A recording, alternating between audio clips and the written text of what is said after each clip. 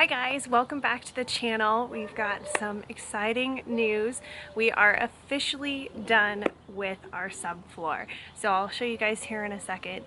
But now that we've finished the subfloor, next step on Monday, a couple days from now, we are going to get the welder out here to fix the column plates that were wrong so we can get those last columns installed underneath in the crawl space as well as up above that'll support the second story subfloor.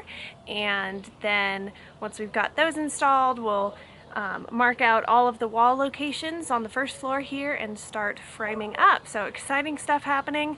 We're making some progress and I'll show you guys our finished subfloor. So as you can see here, we finished up the last of the subfloor. So cantilevers are in, sheathing is on, glued down and nailed. All the blocking is in. And as soon as we get our columns on Monday, we'll be putting those in. And we'll be on to framing the walls. So really exciting.